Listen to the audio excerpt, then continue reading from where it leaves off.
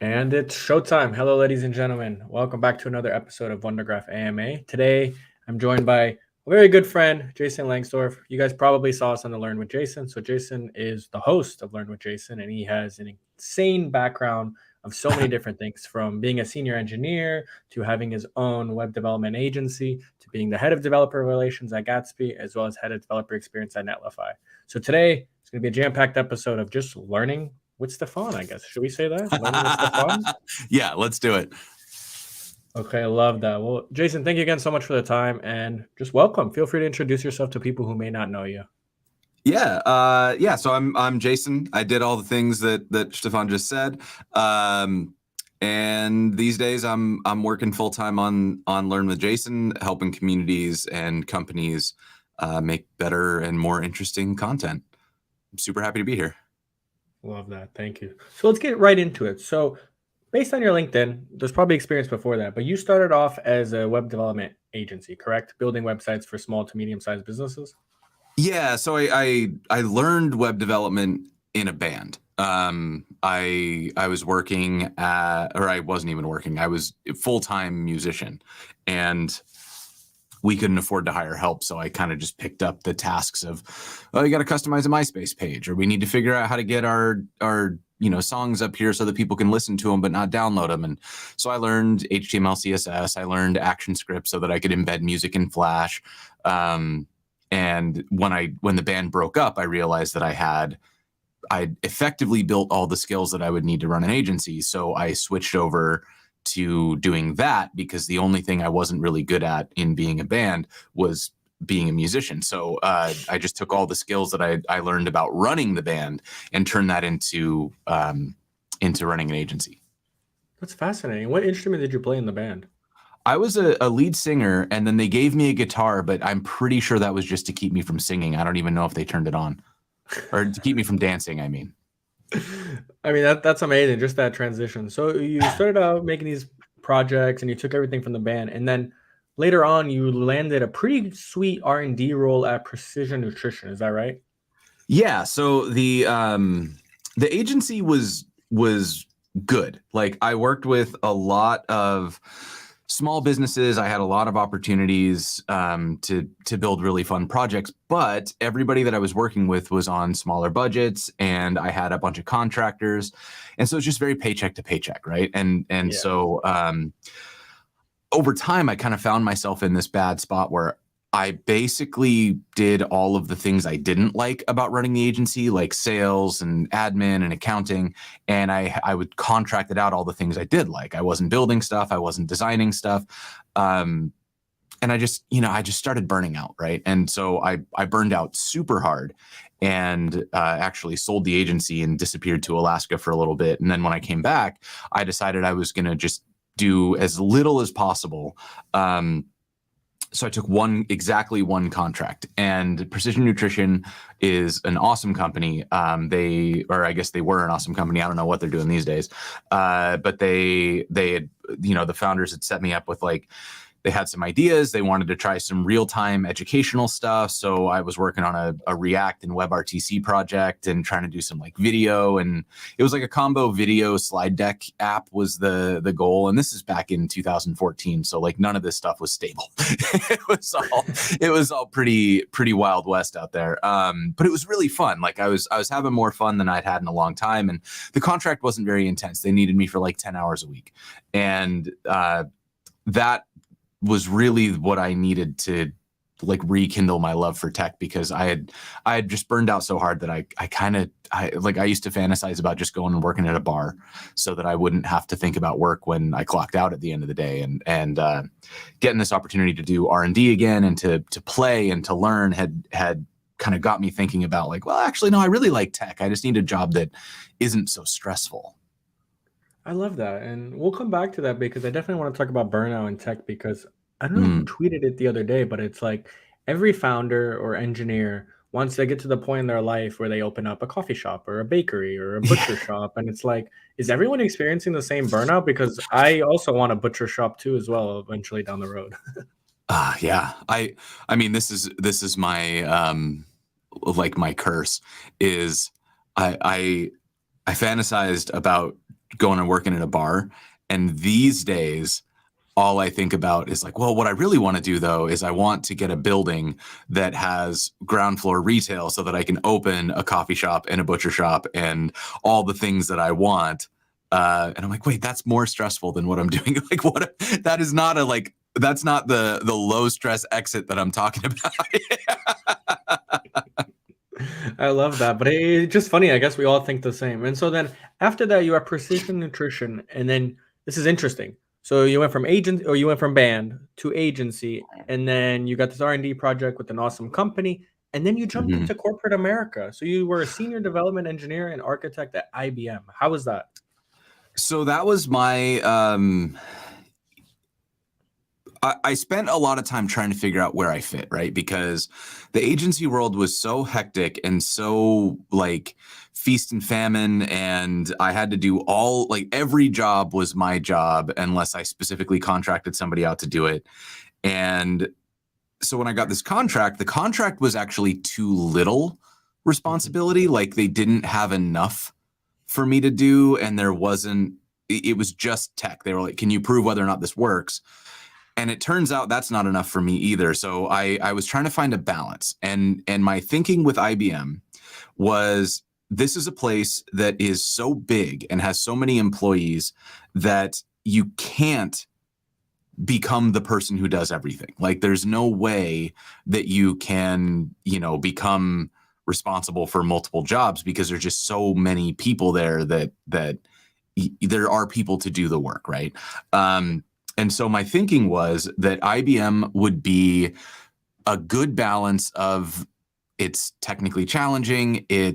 I'm working on a team, so I've got people around to learn from.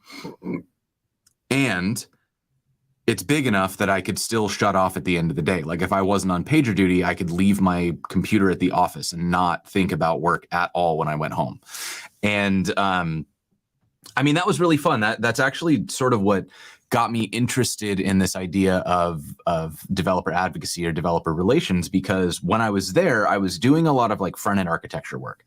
And I came in and IBM had been on this monolith for a long time. And then a year or two before I joined, they decided to go to microservices. And the way that they done microservices was actually to just duplicate the monolith 30 something times to give each team like their own independent code base to work on. And then they were slowly working toward this idea of like deprecating the pieces of each individual monolith that weren't used anymore. But it was a huge code base, millions of lines of code. And so for them to do that was just, and the scale of feature work just wasn't really happening. So I came in and I saw this opportunity to do like true microservices. So put a decoupled front end on it and then just pull out the pieces of the back end that we needed. And then we could actually start deleting code.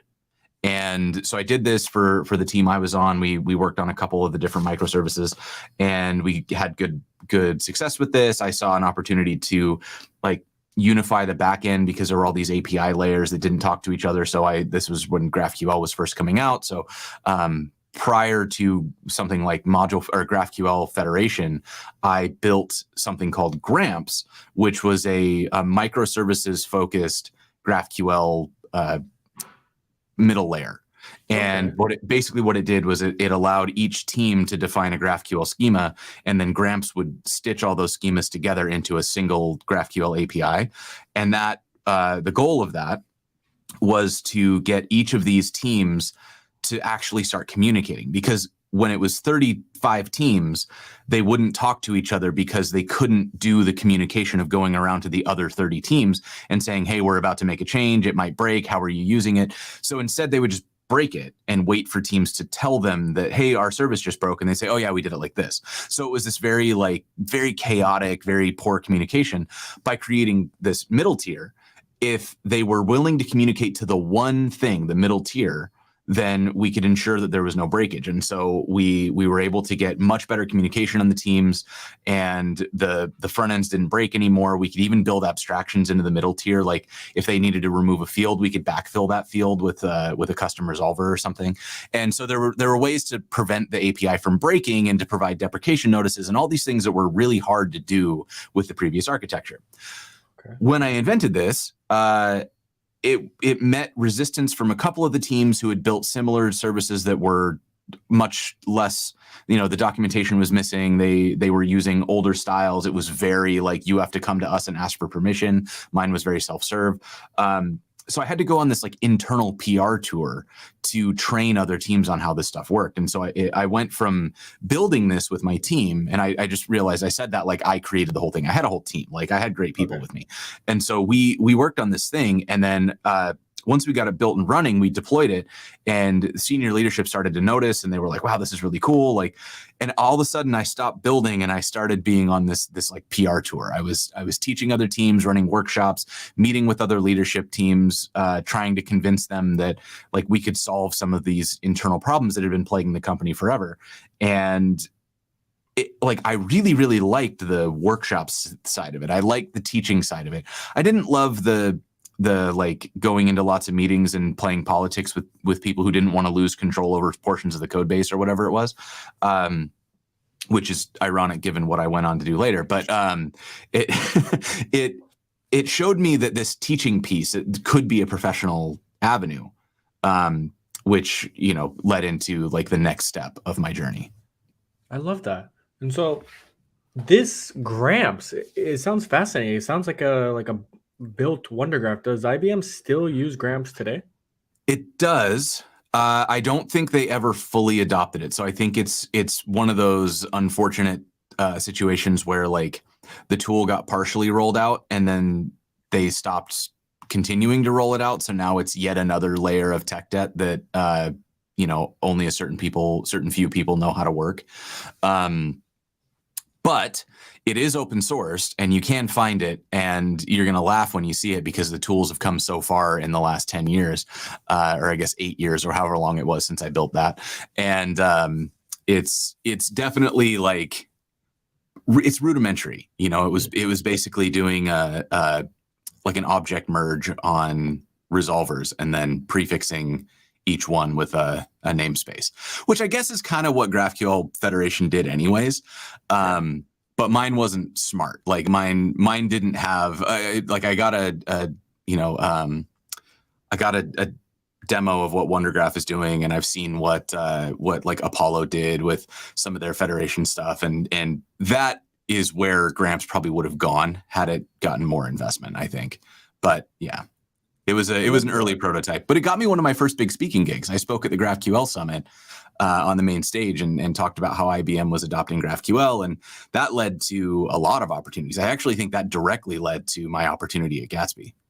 Yeah, which to segment into. So after IBM, you transitioned, which is super interesting, but we'll talk about it when we get to it, the Gatsby to Netlify because of what happened a couple, I think maybe a year ago. But you landed a job as head of developer relations at Gatsby, right? Well, kind of. I landed a job as an engineer at Gatsby, and because I was employee number 12 or I don't know, so like early, like first 15, and that was at the stage where Gatsby was a loved open source project. They had just gotten investment. I think I joined as they were about to make their funding round announcement, and they had this like really good community. And when they hired me, they didn't hire me with a job. They hired me to be on the team. Like they said, we like the way you think. You're doing, you're a good engineer. You've got a good like outlook on this stuff. So we want to bring you in. And when I joined, everybody was doing a little bit of choose your own adventure there. And so I noticed that the thing that was missing was like community management. And so I used to joke that my job at Gatsby was human duct tape, because I did everything from like, I worked on some of the APIs. I was a manager. I did like marketing and comms. I did some leadership stuff. I did hiring. I wrote our like job descriptions and career levels. And then I also, I built out our swag store, and I designed and ordered a lot of the swag. I put together the processes for fulfillment and order workflows and return policies and all this kind of stuff. So I just kind of went wherever the company needed me to go. And that was that's kind of where I love to be. Like I'm a generalist. I love the chaos and wandering around of being in an early stage startup where there's a million fires to put out, and they're all they're related but different problems, and so you can always just be finding something really interesting to work on. And yeah, so I built out the community stuff at Gatsby, and then it became pretty obvious that was like my strength was this kind of community developer advocacy side. So I built out a program where whenever somebody opened a pull request to Gatsby, if it got merged, we would give you, we'd invite you to the GitHub org so that you had access to some private like contributor discussions.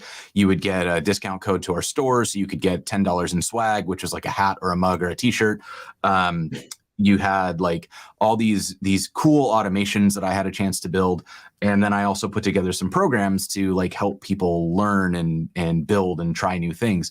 And that was wonderful. And then, as anybody who was around at that time saw, Gatsby started doing some things, and I was internally fighting against them, and then realizing very quickly that if I didn't leave, I was going to be the public face of this collapse. So I told them, I was like, you got to fix this or it's going to go bad. And they said, we don't think this needs to be fixed. So I left, and everybody saw what happened. Yeah, but that was actually the first time I tried to go fully independent. I left Gatsby with the full intention of not working at another startup, because I thought that I was like, this was too dysfunctional. I can't do this again. I think we lost you. my camera just blipped out. That was fun. They heard you talking bad about Gatsby. Yeah, apparently that's the warning shot. But okay, cool. So you said you weren't going to go and work for another startup, but then you joined, because I know Netlify launched in 2015. So this was the 2019, where they were Series A, Series B? Yeah, they were like 75 people. I think they were just about, I think I got in right before the Series B. Okay. And so how did they rope you in? You don't want to go for another startup, but this one's a little bit more established, so maybe that's why? No, it was 100% Sarah Drasner. Like, okay. When Sarah Drasner says, I want you on my team, you say yes. Like, that's it, right? And I tried to say no. I told her no. And I found out later, her husband was telling me that when she hit me up, I said no. And she just went back, and Dizzy was like, oh, you didn't get him. And she was like, oh, I got him. Like, don't worry, he's coming. And this was like, I was 100% not going to do it.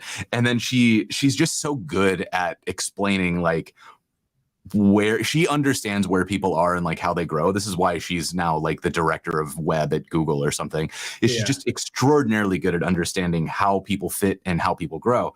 So she came to me and she was like, hey, I want to see what you're working on. And like when I was at Gatsby, one of the dysfunctional things that happened was I kind of got isolated into I work by myself.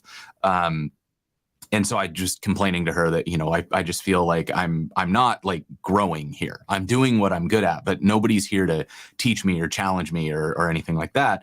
And so if I'm just going to be working on my own, I might as well do it as a solo creator, because then at least I don't have anybody telling me I can't do the things that I think are important.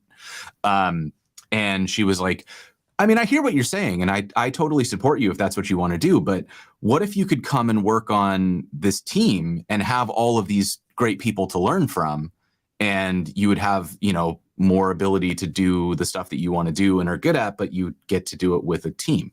And I was like, I don't know, it seems like a lot. But then like she got me, because that sat in my head, and I was like, wait, I do really want to learn, and I want to advance here. So I'm not necessarily interested in like just cutting myself off. Like that was one of the reasons I didn't like the agency life. That's one of the reasons I didn't like working as a contractor for Precision Nutrition. And it's the reason that I was going to leave Gatsby, was this feeling of isolation and like plateau. Like, how much can I teach myself? Well, I don't think I could teach myself much more. Like, I can go do my independent research and all that stuff. But really where you learn is when you've got people who are better than you that are around you all the time and challenge you. And like in this space, who's better than Sarah Drasner? Like nobody.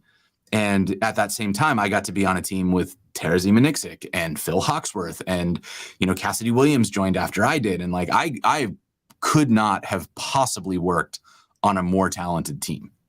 And And so that and she knew that was going to get me. So she pitched me on that, and it put the brainworms in, and I was like, oh no, it's gonna, yep, she got me. And so I hit her up and I was like, all right, fine, let's talk what this actually means. And I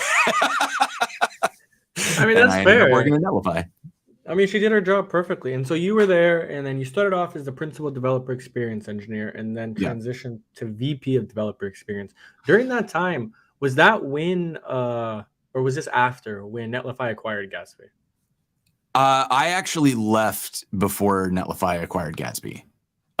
So Sarah left in, let's see, she decided to go in 21, I think. Is that right? Yeah, I think so. I don't remember when I took the VP job, but whenever that happened, that Sarah left a month or two before that. And as she was leaving, I was getting ready to also leave.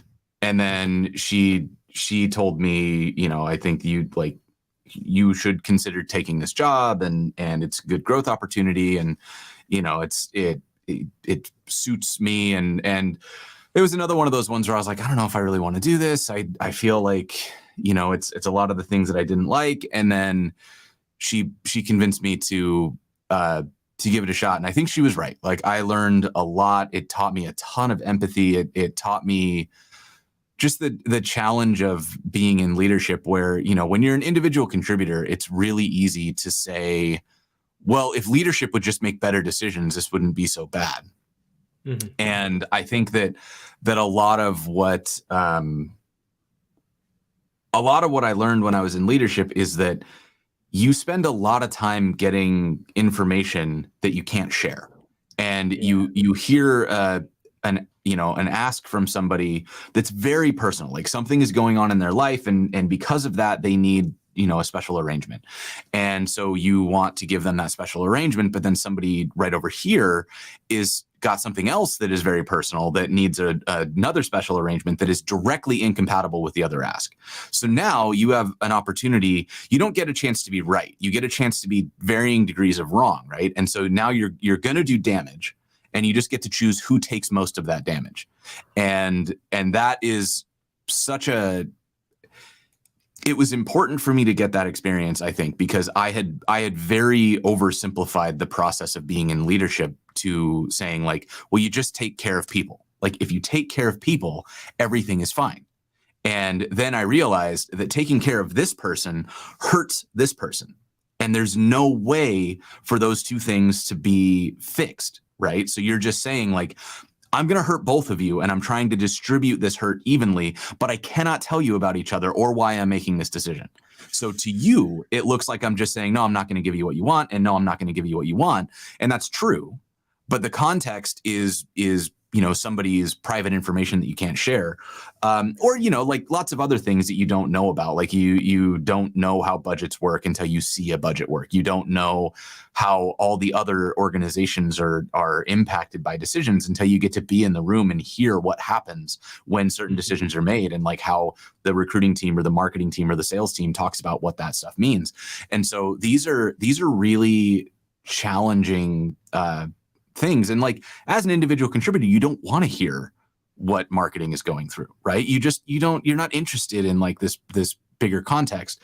And I think this is part of the, there was a really good thread from Baritica, and then Marco Rogers kind of built on top of it, about people complaining about management and leadership, and saying, it's you all don't do what we need. You're not taking care of us. And then the context that they had, it was well, yeah, but as engineers, we're specifically saying, I don't want to think about the politics. I don't want to think about the team. I don't want to think about how this affects the business. I just want to do stuff that's fun for me. I just want to play with computers.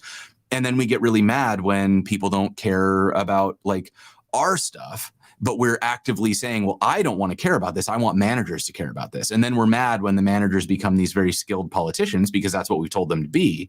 And we're well, they're not technical enough, right? It's well, you can't be all of these things, right? So it's anyways, I'm off on a little bit of a rant here, but I like it though. Keep going. The overarching point, I guess, is I had this very like simplified view of what leadership meant. You get presented with a list of options and you choose the best one and the company succeeds. And I had always just looked at that and said, well, clearly all these leaders are idiots because they're looking at this list of options and they're just ignoring the best option. And then when I got into that room, I realized how much more complicated it is because you don't get like a clear yes or no option, and you're not doing it in a way that is like you're not getting support where all the ICs in the company are looking at you going, yes, we trust you implicitly. Like as soon as you take that VP role, they go, all right, you're one of the idiots who makes bad decisions. So I'm going to doubt everything you say from this point forward. And so it definitely becomes this really interesting, like you cross a line and now you're part of the problem instead of being part of the solution, even if you're doing the exact same work. And that was good empathy to build. Like it was good for me to realize that because it's really changed the way that I talk to and about people in positions of leadership.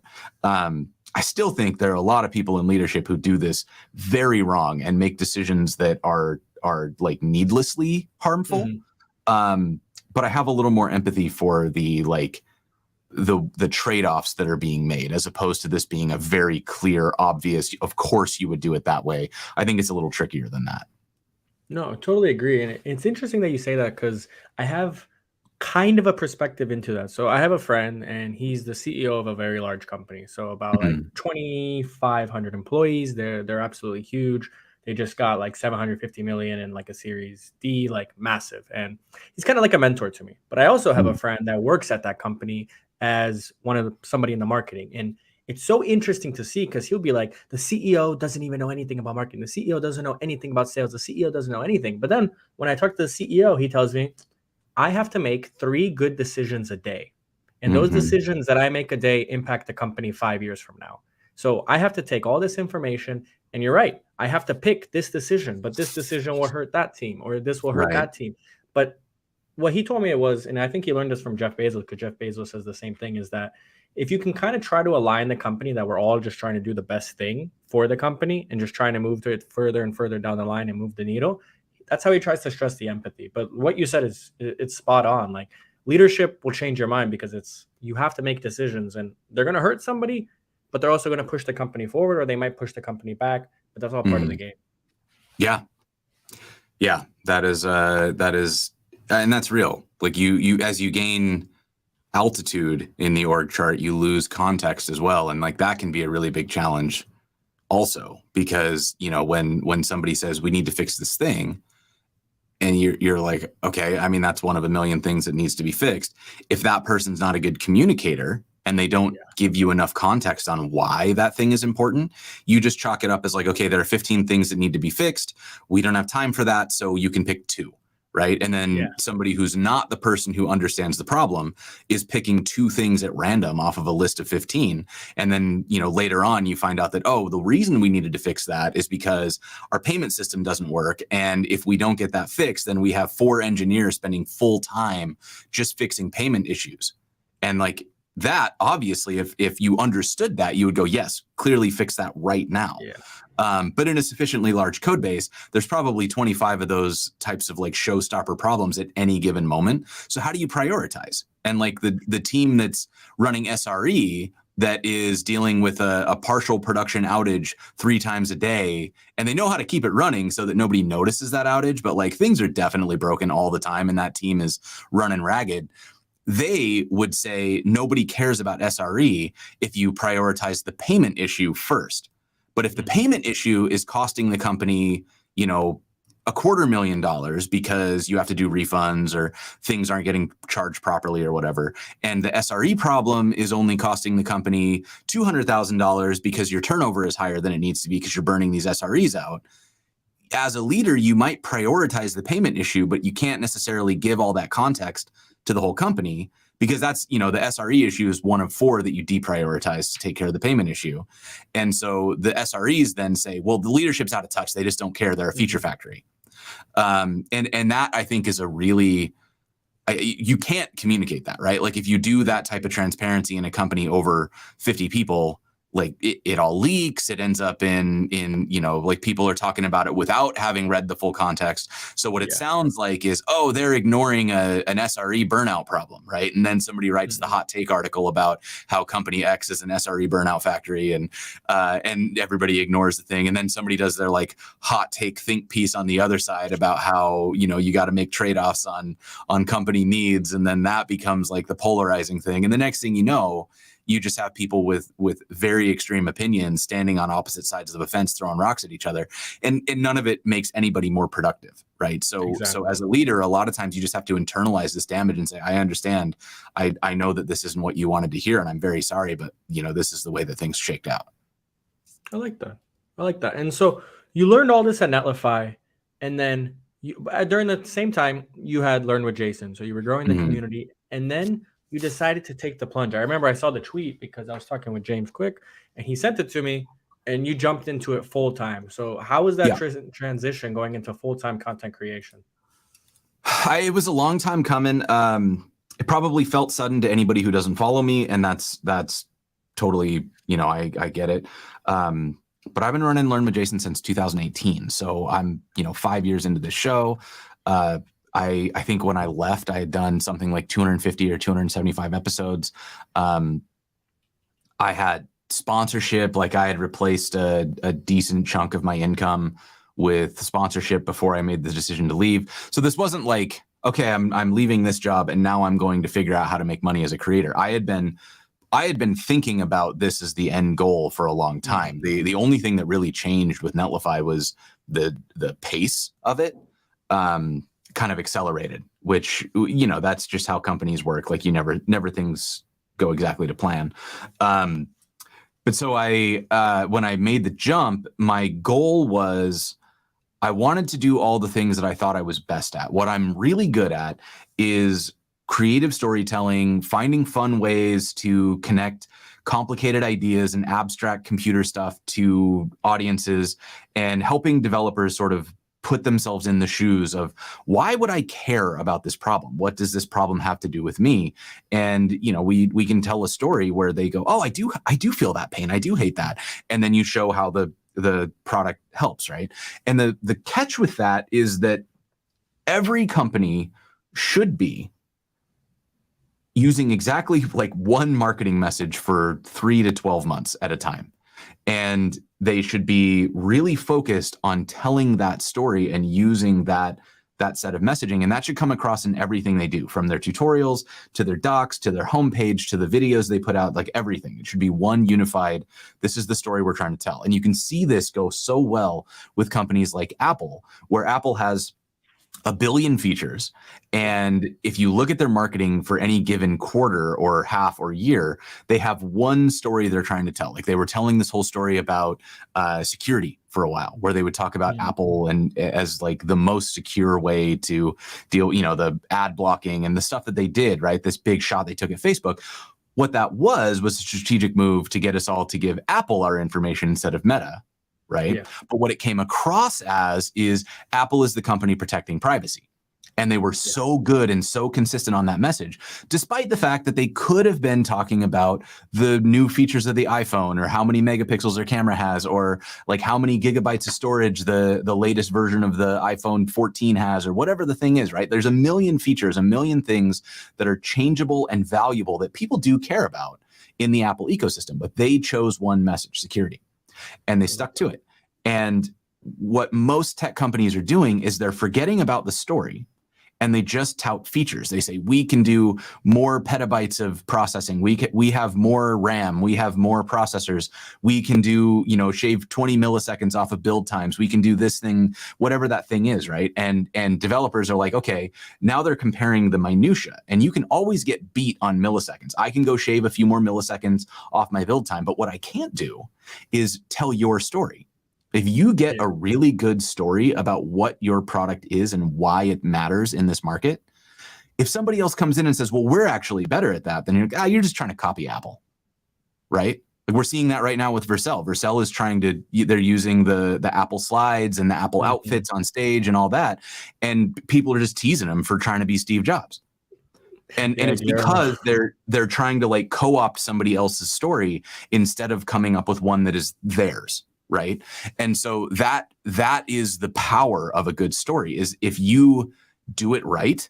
If somebody tries to copy you, if somebody tries to follow in your footsteps, they get called out as copying you, right? They can't like, but if like, I'll give you an example, like when Netlify was doing build times, Vercel started doing build times, and they like Vercel was getting faster, and then Netlify would get a little faster, and then Vercel would get a little faster. And it was always just like, well, now Vercel builds in 300 milliseconds. And Netlify was like, now Netlify builds in 280. And you know, nobody's saying like, oh, well, they're just copying each other. It's very clearly like this is a race to the bottom kind of commodity thing where we're all just trying to build the fastest widget, and there's not a lot of differentiation there. And so what I was trying to do at Netlify was start telling the story. How does Netlify fit into the broader developer workflow? Why does it matter? Why would you use this tool? And how does it change the way that you interact with the web? And I had limited success with that. Like I got to make a couple videos with the team. You know, like people like Phil Hawksworth and Salma Alam-Naylor are so brilliant. And I got to work with, you know, these, I'm not going to try to name names because I'm just going to miss a bunch of people and make them sad, but like brilliant marketing team, brilliant product marketing team, brilliant devrel team, all working together to make these great stories. And then we, like most companies do, kind of faltered in the follow through and like split our focus and try to do 1,000 things. But when you see this done well, like you feel it, like a company that I think is doing a killer job of this is Supabase. Like they just have like a message and they stick to that message and they go, and people have a very specific narrative of what Supabase is and what it's for. And you know, you can't really take their position away from them. You could beat them on specific features, but they don't talk about specific features. They talk about the story, like what Supabase is. And I think that's so, you know, that really is such a overlooked skill set in this space, which is a very long way of getting around to why I went solo, which is when you're working with like one company, all of that baggage has to be dealt with. You have to go in and like when you get hired, you have this brief window when you get hired at a company where people will listen to you. And then you kind of age out of authority and become somebody who's part of the team. And then you're no longer saying like, I think this is the right call. And people go, well, yeah, you're really smart. We should listen to you. They start going like, well, why should we listen to you? And you start having this sort of issue. So the thing that I've noticed with consultants is that a good consultant can come in and use that window of authority to change the way a company talks and really modify their whole culture. Right. And I watched this happen. A couple people came in as like fractional CTOs or interim VPs of whatever. And when they did that, they came in with like a very clear vision, and they modified the way Netlify talks about a certain field within the company, because they did it within their window of authority. Everybody listened. And then when they left, they kind of left us with this stack of resources. And you know, obviously, because they weren't still there beating the drum, we drifted away from it, but we kept some of the language and some of the culture. And so as a consultant, one of the things that I'm really interested in doing is coming into companies and taking advantage of that window of authority where you come in and people are ready to listen because you're new and they like your ideas and they haven't gotten sick of hearing you talk about like, oh, one message, right? But then you can go in, you can use that window of authority, and you can actually like nudge a company. And I love the idea of trying to nudge the whole industry by going into lots of companies and helping them think more holistically, more long-term. Like, let's not fight on the very specifics of the features. And instead, let's talk about how are we helping? What are we changing? Why do we exist? Right? Like, let's get away from these sniping comments where we're putting up like X versus Y or like doing a feature drag out. And instead, let's compete on stories. How do I help you? How do I make you better? How do I make you more effective as a developer? Like, our industry needs more of that focus on the future and on the impact, as opposed to this micro focus on the tech and on the specs, because the tech and the specs don't matter if they're not helping anybody. Yes. So that's where I'm interested is how much can I, work with these companies and help influence this, not just at one company, but across the board, and see if maybe there's some way as an industry I can get us 1% better at being positive and future and outcome based, as opposed to, petty and micro and feature based. I love that. And it's interesting you say that, because there's just a bunch of little nuggets of gold in there. And one of them is, like, for example, we have a competitor now that has completely just ripped off our landing page. Like, they have the exact same landing page. And it's like, we do this, they do that. We do this, they do that. And for me, it's not a bad thing, because if someone's imitating you, that means you're doing something right, because they think you're doing something right and you're moving in the right direction. But for us, we change our messaging every 3 months. And so let's say you were to come in. What is the message or the problem that WunderGraph is solving? Since you've done an episode with Learn with Jason, like, what would your advice be to put that messaging, and what problem does it solve, and what future do you see when you use WunderGraph? Well, I think the big challenge that something like WunderGraph is attempting to tackle is we go through cycles as an industry of, we bundle everything and it gets really monolithic, and then everybody gets frustrated because the monolith isn't flexible. And so we unbundle everything and we break it apart into single purpose services, and everybody loves it because these single purpose services are, each one is best in class at the one thing that it does, and we can choose our own favorites. And then everybody gets really sad because we don't know how to make them work together, right? There's no universal compatibility layer there. You have to go choose each thing. You got to remember where stuff is. And so then we start this process of bundling again, right? And so we're in the bundling phase. We saw the software as a service explosion, and now there's a specialized service for literally everything. And we're bringing back together into bundling. And if you look at most of the big company strategies right now, that's what they're trying to do. What WunderGraph is doing is it's trying to bring together all of these disparate data sources into something that is workable without taking over the rest of the stack. So what you're doing is, I would say, a fractional bundling, where you're taking this problem that developers have, which is, in order to get more control over how we build with things, we've split out into dozens or potentially hundreds of software as a service products that all work slightly differently. And in order for me to function with those, I need to go get API keys, which means I need to talk to somebody about permissions. That means for the company that we're having to get tons and tons of new seats for each of these products. And it gets very expensive and very complicated, and really, really hard to train and manage on, because everybody who joins has to suddenly learn a dozen or more services that they have to be able to work with and manage. So with WunderGraph, by bundling these things together, you've got the auth contained in one place. You've got the access contained in one place. You've got a predictable API. And so for a developer, instead of having to come in and do a 3-week boot camp on how to work with the data layer in this company, they get a 3-day crash course in what is WunderGraph, how does it bundle all of our services together, and how do I use it in my app? And then that applies to any data services that we have now or that we add in the future, because they're all plugged together into a kind of a single layer, right? And so that to me is the story. The story is that we're taming complexity without bundling it into, like, it's not part of your framework. You don't have to use Remix or Astro or Django or whatever, PHP, whatever it is. And you don't have to use a specific CMS. You don't have to use a specific, like, monolithic backend tool, right? It's you're getting the bundling at the layer that you want the bundling at, which is, we have too many data sources. We want them to work together. But I don't necessarily want to give up control of my front end or my back end because of the bundling, right? So I don't want like a fully vertically integrated monolith. I want a data monolith that is smart enough to be able to plug in to all of my other layers. And so to me, that's sort of the story that is fascinating. Now, you don't have the differentiation in there, because there are a lot of services that could tell that same story. And so that's the job of WunderGraph, is figuring out specifically what's the nuance of what we're doing, and like, what's our philosophy around this, and what are we doing in a way that would be hard to take away in a different, with a different approach. And I think that's the work that, like, if y'all go off and start thinking about this messaging, that's what I would encourage you to think about. Or if you brought me in, that's what I'd be working on, is trying to think, not just like, so practically, that's the value. Emotionally, what does that mean? Right.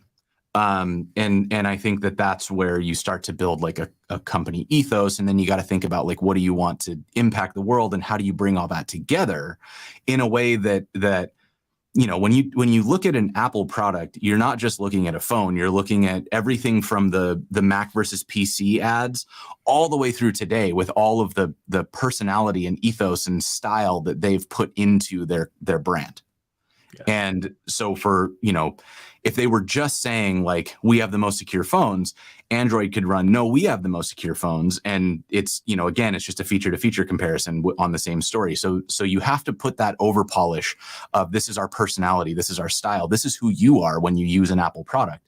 And that's the magic that you're going for, is tying together this differentiation, this story with identity, so that people feel like, I am the kind of developer that would use this, because I'm not the kind of person who would waste my time managing a dozen services when I could be building features instead. I'm not the kind of person who would do this. I am the kind of person who would do these sets of things.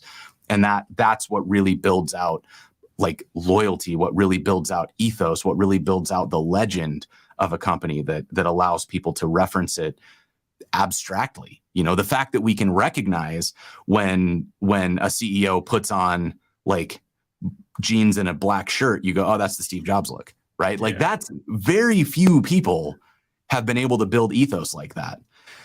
And I think that's the challenge that we should all be striving for, is like, how do you get a feel for your company? That's the vibe. Like, that's what we're after. I love that. And I think you kind of summarized perfectly like what WunderGraph does. And I think I'm gonna have to write you an email after this to do some consulting, because I think that would be great. And then, all right, to transition, so we're going over your background, we're going over the experience, and for me, a big topic is developer advocacy. Some companies do it really well, some companies tie it with sales and they do it really badly, and there's so many different questions that I want to learn about. And I think my field, I'm super lucky because I'm a co-founder of a dev tool startup, and I get to work with amazing people all the time. And I get to work with some amazing developer advocates. And so I just wrote down some questions about developer advocacy I want to dive deeper into. So based on your experience, which company do you think has the best developer experience you've seen? And why is it? I mean,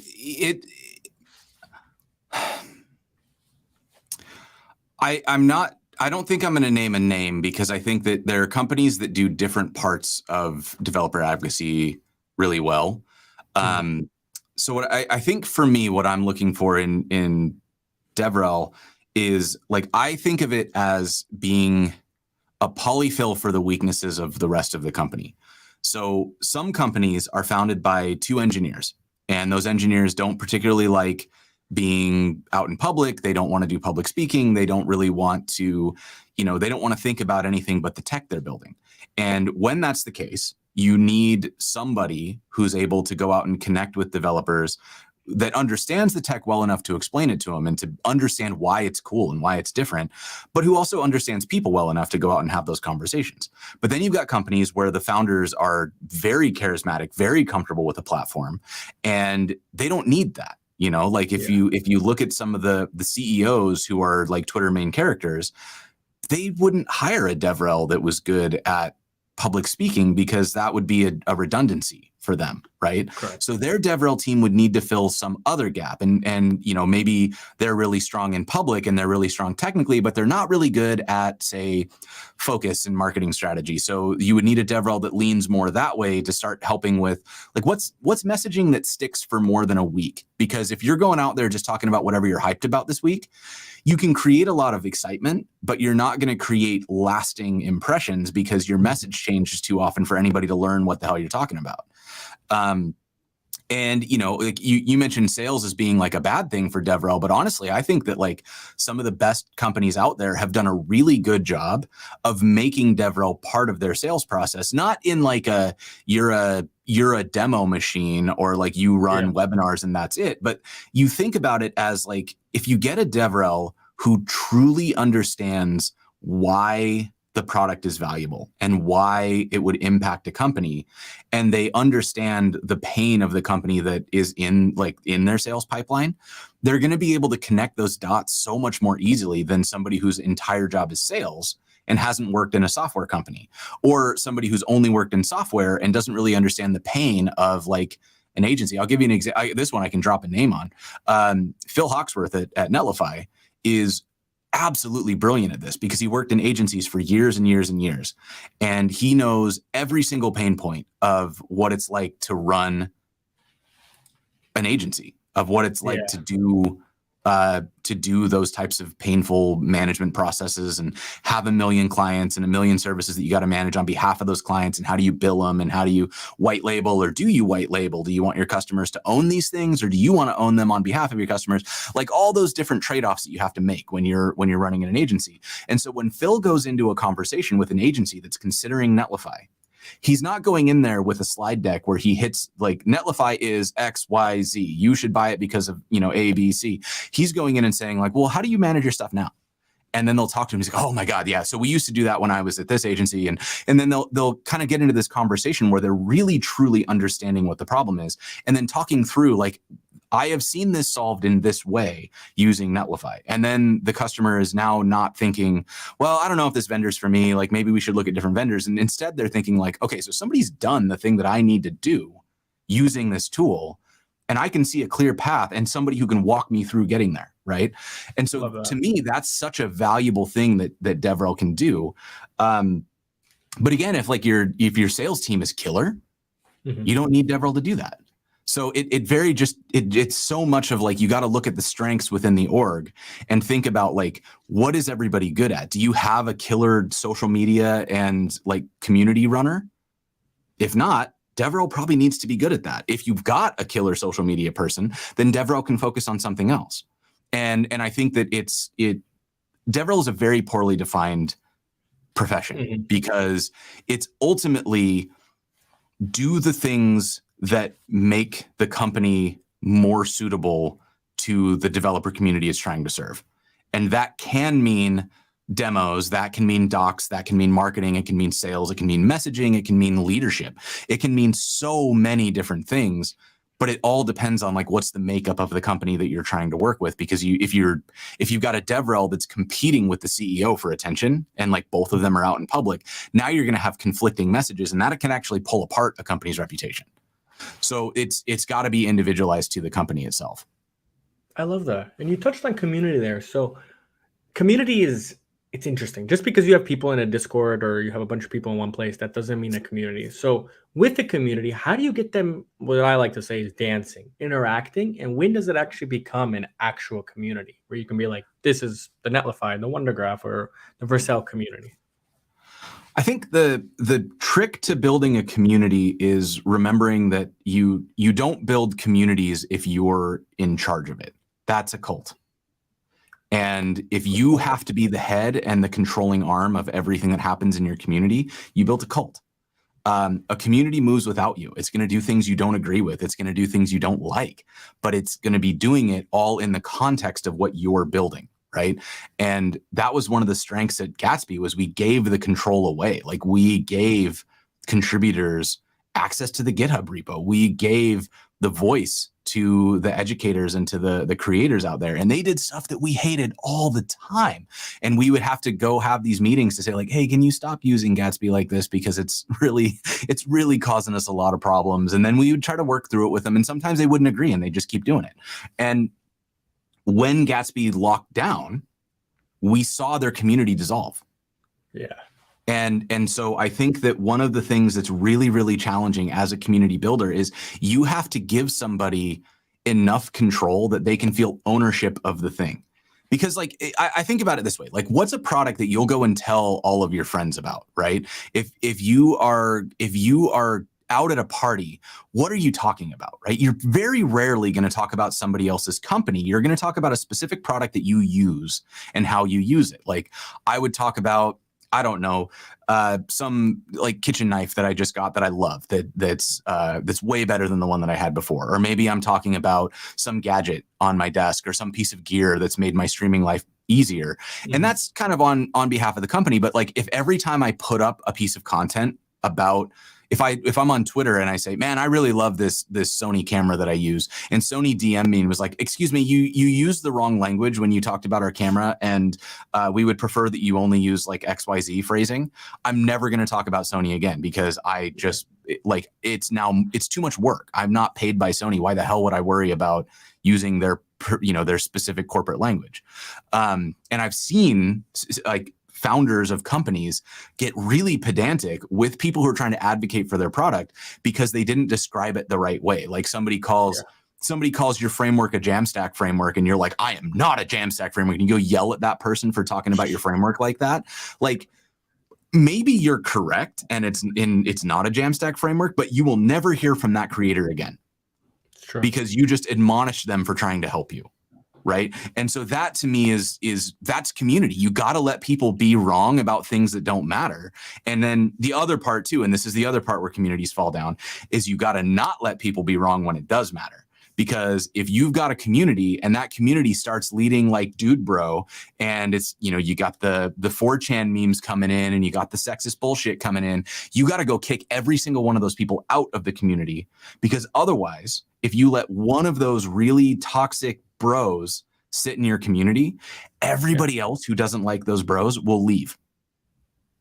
And you'll never hear from them. You won't hear like a public, like, oh, well, I don't participate in that community because of this behavior. They will literally just never talk about your community. And so if you're not signaling very publicly that you're inclusive by kicking out the uninclusive behavior, like decisively, you're going to feel that in your community. And that was a big part of what I was trying to do. And, I had really good people, like Marcy Sutton was helping me with this.